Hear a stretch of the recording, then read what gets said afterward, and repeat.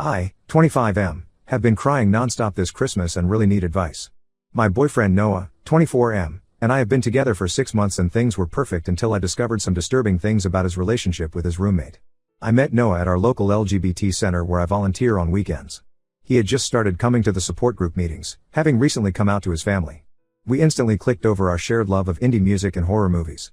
He was funny, caring, and seemed to understand me in a way no one else had before. Our first date was at a small coffee shop where we talked for hours about everything from our coming out stories to our dreams for the future.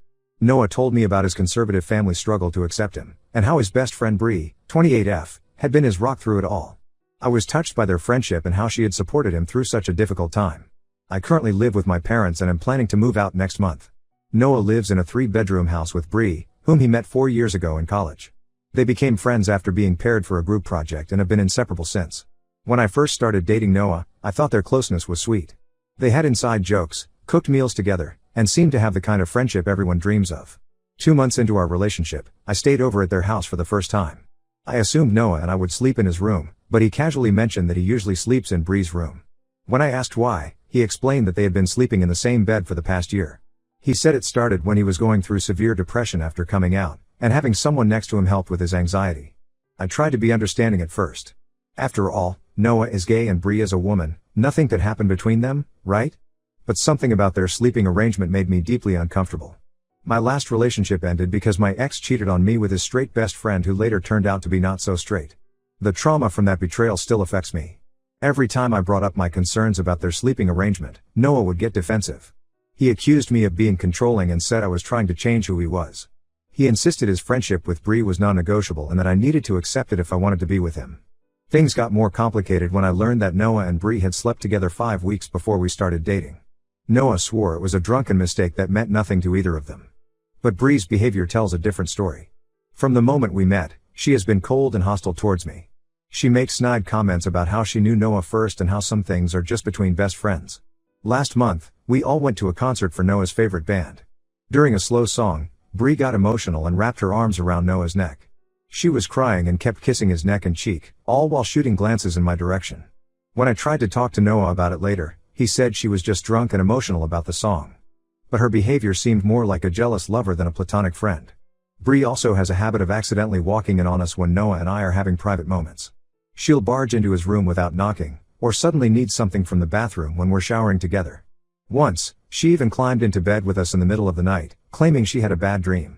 The situation reached a breaking point this Christmas. After multiple fights, Noah and I had reached a compromise that he would limit sleeping with Bree to once a month. He promised to start sleeping in his own room more often, especially when I stayed over. I thought we were finally making progress. But today, Noah casually mentioned that he's been sleeping in Bree's bed for the past 2 nights. When I got upset, he turned it around on me and said I was being ridiculous. He asked why I couldn't trust him when he's given me no reason not to. But hasn't he? The constant boundary crossing, the defensive behavior, the way he prioritizes Bree's feelings over mine, it all feels wrong. What makes this harder is that Noah is my first serious relationship since coming out. Before him, I had almost given up on finding someone who would understand and accept me. We connect on so many levels, and when Bree isn't around, everything is perfect.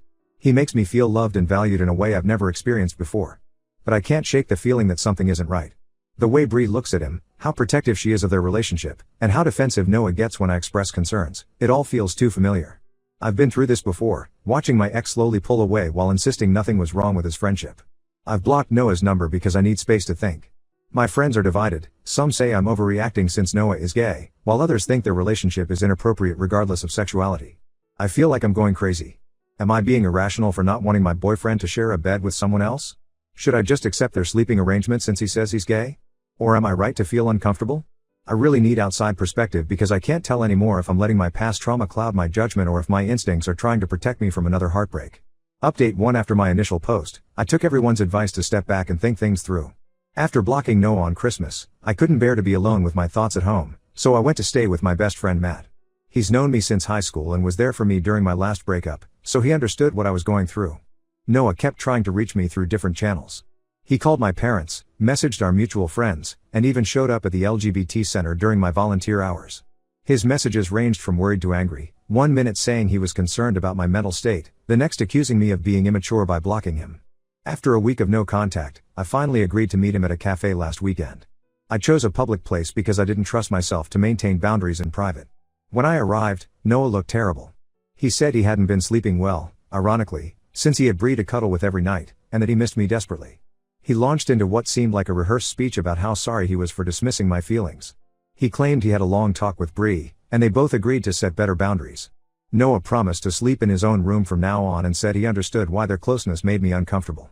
He even showed me a photo of his cleaned-up room, saying he was ready to make it his primary sleeping space again. I wanted so badly to believe him. The way he looked at me with those sincere brown eyes, reaching across the table to hold my hand, it was everything I'd been missing. So against my better judgment, and ignoring Matt's warnings, I agreed to give our relationship another chance. 3 days ago, I went to Noah's house to help him pack. He's supposed to move in with me next month when my new apartment lease starts, and we had planned to sort through his things together. While he was taking a shower, I was going through his closet, separating clothes he wanted to keep from ones to donate. That's when I accidentally knocked over a box of books. As I was picking them up, I noticed a leather-bound journal. The cover had Bree's name on it, and it was filled with recent entries. I know reading someone's private journal is wrong, but something in my gut told me to open it. The first entry I saw was from 2 months ago, right when Noah and I had our first fight about his sleeping arrangement with Bree. She wrote about how much she loved falling asleep in Noah's arms, how their bodies fit perfectly together, and how she wished they could be more than friends. But what really made my stomach turn were the entries from before Noah and I started dating. Contrary to what Noah told me about their one-night stand being a drunk mistake, Bree's journal painted a very different picture. She wrote about their deep emotional connection, their physical chemistry, and how their night together was actually planned and sober. Worse still, she detailed how they continued sleeping together during the first month of my relationship with Noah. There were entries about their intimate moments, not just sex, but deep conversations about their feelings for each other. Noah had apparently told her he was confused about his sexuality and wasn't sure if he was gay, bisexual, or just in love with her specifically. She wrote about how hard it was watching him date me while still sharing intimate moments with her. The most recent entry was from just last week, while I was staying at Matt's place. Bree wrote about how Noah kissed her one night, telling her he was still confused about his feelings and wasn't sure if he was making the right choice by moving in with me. My hands were shaking so badly I could barely hold the journal. When Noah came out of the shower, I confronted him with it. At first, he tried to deny everything, claiming Bree had an overactive imagination. But when I started reading specific entries out loud, he broke down. He admitted that his relationship with Bree had always been more than friendship. They had been dancing around their feelings for years, occasionally crossing lines but never fully committing to each other. He said he genuinely fell for me and thought being with me would help him move on from Bree, but he couldn't ignore their connection. I felt like I was going to be sick. Every night they spent together, every time he dismissed my concerns, every moment I felt crazy for being jealous, it was all based on lies. Our entire relationship started while he was still involved with Bree, and he had been stringing us both along ever since. I called Matt to pick me up immediately. While I was waiting, Noah kept begging me to stay and talk things through. He promised to cut off all contact with Bree, even offering to move out that day. But how could I believe anything he said anymore? Later that night, Bree had the audacity to message me. She sent this long, self-righteous text about how sorry she was that I found out this way, but that she and Noah had a special connection that existed long before me. She actually suggested that maybe we could all sit down together and figure out some arrangement that would make everyone happy. As if I would ever agree to share my boyfriend with someone who helped him lie to me for months. I'm back at Matt's place now. My parents offered to let me move back home, but I can't handle their sympathy right now. They really like Noah, and I can't bear to explain to them how thoroughly I was fooled. Matt has been incredible through all of this, letting me cry and rant at all hours, making sure I eat, and never once saying I told you so even though he had expressed doubts about Noah and Bree's relationship from the start. I feel like such an idiot for ignoring all the red flags. Everyone in the comments of my first post warned me that something wasn't right, but I wanted so badly to believe Noah was different. Now I don't know what to do. Should I tell our mutual friends the truth about them? Should I just disappear and never look back? How do I even begin to trust anyone again after this? Update 2. After my last update, I realized I couldn't keep their deception to myself anymore. The weight of carrying their secret was eating me up inside. I decided to tell our mutual friends what happened, sending screenshots of the most revealing journal entries to our group chat. The responses were intense and divided. Some friends like Sarah and James immediately cut ties with Noah and Bree, disgusted by their manipulation. Others, particularly Noah's college friends, accused me of violating Bree's privacy by reading and sharing her journal entries. They said I was being vindictive and trying to ruin their reputations. But then something unexpected happened.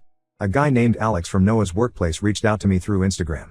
He said he had dated Bree for 2 months last year when she claimed to be single. Their relationship ended suddenly when she said she wasn't ready for commitment. Alex told me he often saw her being unusually intimate with her gay best friend Noah, but whenever he questioned it, Bree would remind him that Noah was gay and he was being homophobic for suggesting otherwise. After Alex's message, 2 other guys came forward with similar stories. One had dated Bree for 3 months, another for 6 weeks. Both relationships ended the same way, with Bree pulling away while maintaining her intense friendship with Noah. Meanwhile, Noah would date men, using his friendship with Bree as proof that he was completely gay and not interested in women.